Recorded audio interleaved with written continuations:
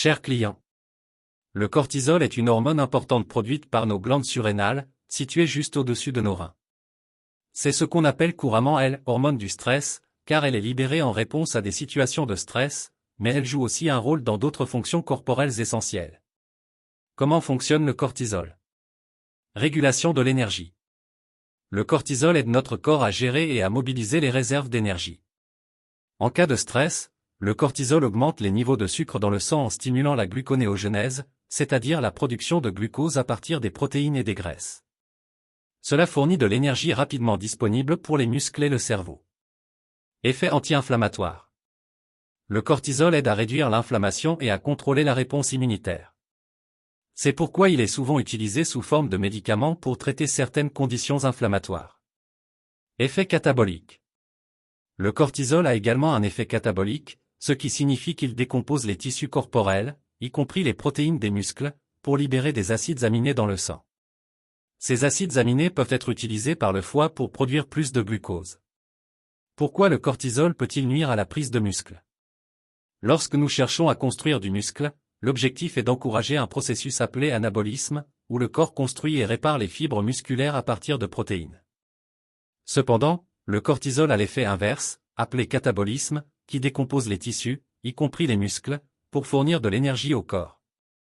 Voici pourquoi le cortisol peut empêcher la prise de muscle. Dégradation des protéines musculaires. Lorsque les niveaux de cortisol sont élevés, le corps commence à décomposer les protéines musculaires pour les convertir en glucose. Cette dégradation des muscles est contre-productive pour ceux qui cherchent à augmenter leur masse musculaire.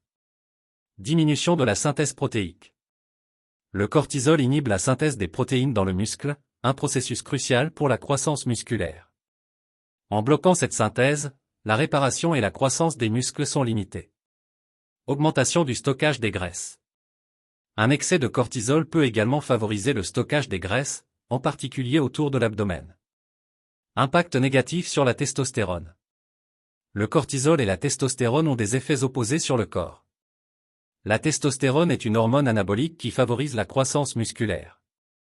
Des niveaux élevés de cortisol peuvent abaisser les niveaux de testostérone, limitant encore la capacité du corps à construire du muscle. Comment gérer le cortisol pour maximiser la prise de muscle? Réduire le stress. Étant donné que le cortisol est l'hormone du stress, il est essentiel de trouver des moyens de réduire le stress dans votre vie.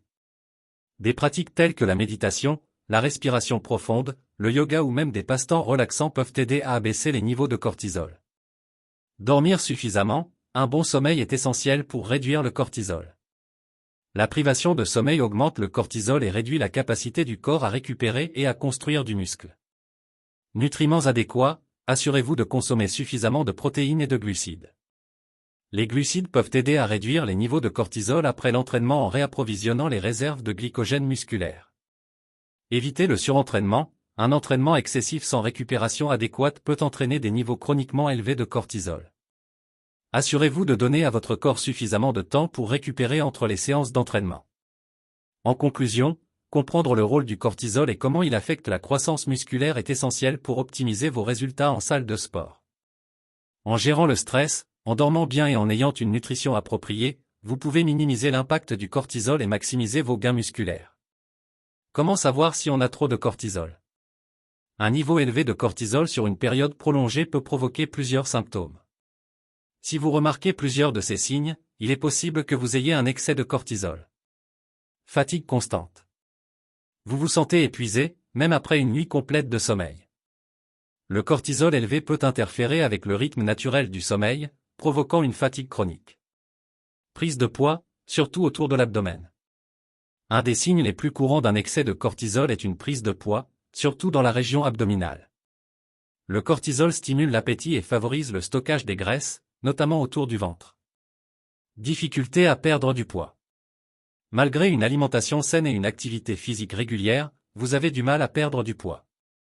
Le cortisol élevé peut rendre la perte de poids plus difficile en augmentant la résistance à l'insuline et en stockant les graisses. Perte de masse musculaire. Comme mentionné, le cortisol a un effet catabolique, ce qui signifie qu'il décompose les protéines musculaires pour fournir de l'énergie. Un excès de cortisol peut donc entraîner une perte de masse musculaire et une difficulté à prendre du muscle. Problème de sommeil. Le cortisol est censé être élevé le matin pour vous réveiller, puis diminuer au cours de la journée. Si vous avez un excès de cortisol, vous pouvez avoir des difficultés à vous endormir ou à rester endormi. Problème de peau. Un excès de cortisol peut provoquer des problèmes de peau comme l'acné ou une peau plus fine vous rendant plus susceptible aux infections et aux maladies. Cela peut aussi ralentir la cicatrisation des plaies. Humeur instable. Le cortisol peut affecter l'humeur. Des niveaux élevés peuvent entraîner de l'anxiété, de l'irritabilité, de la dépression ou des sauts d'humeur. Système immunitaire affaibli. Le cortisol a des propriétés anti-inflammatoires, mais un excès peut affaiblir le système immunitaire, vous rendant plus susceptible aux infections et aux maladies.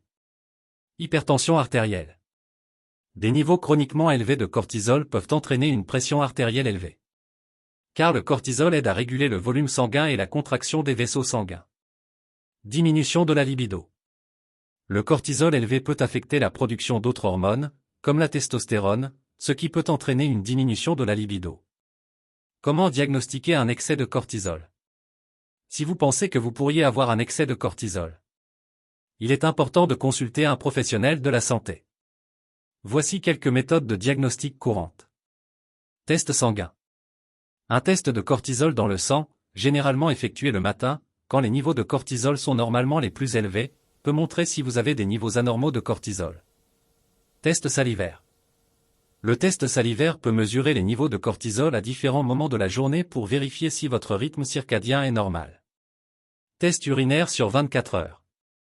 Ce test mesure la quantité totale de cortisol excrétée dans l'urine sur une période de 24 heures et peut aider à diagnostiquer des troubles tels que le syndrome de Cushing.